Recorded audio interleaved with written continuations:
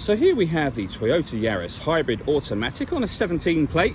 I'm going to start off by showing you around the outside of the car, and then we'll hop in and run through some controls on the inside.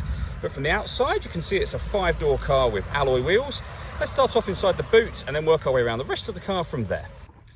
As we approach the back of the car, you'll see we've got plenty of boot space given the size of the car, along with that 60/40 split folding rear seat, should you wish to increase this space even further. Okay, so we're just going to work our way back round to the front of the car, and then we'll hop in and run through some controls on the inside. But now that we've done a full circle of it, you can see it's in excellent condition the whole way round. Just briefly before we climb in, I think it's well worth seeing the interior from this exterior point of view. There's plenty to run through on the dashboard, so let's hop in and we'll do that right now. Okay, now that we're inside the car, we're going to start with the dials. On the right-hand side, we have the speedometer and fuel gauge.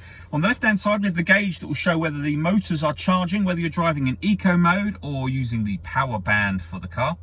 And in the centre, you can see the total miles. They are 17,885. You can change the information that's displayed above that by using a button on the steering wheel. At the moment, of course, you can see there's a digital readout for the speedometer, but there's plenty of other pieces of information available to you.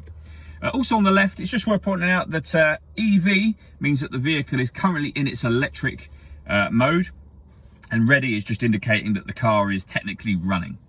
If we back out to the steering wheel, on the left-hand side we have stereo controls, and on the right-hand side we have the buttons for the trip computer. We have cruise control underneath that. In the centre, you'll find the touchscreen for the car. There's a few buttons down the sides, but essentially otherwise it's touchscreen. Music-wise, we have AM, FM and DAB radio. You can stream your music wirelessly via Bluetooth audio. We then have iPod and USB input as well.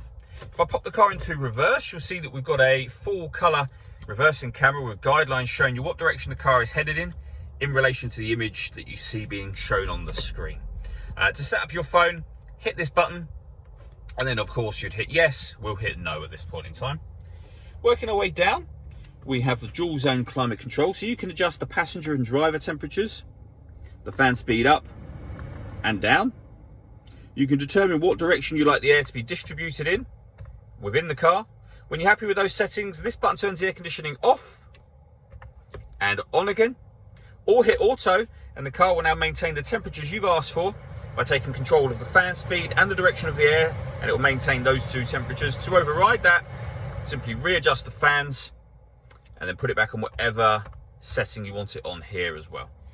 Under that, we have a 12-volt charging socket, the auxiliary and USB inputs for your music are just there, a couple of cup holders, the gear lever for the fully automatic gearbox, and then we have these buttons here. So this one will force the vehicle into its electric vehicle mode if there's enough charge.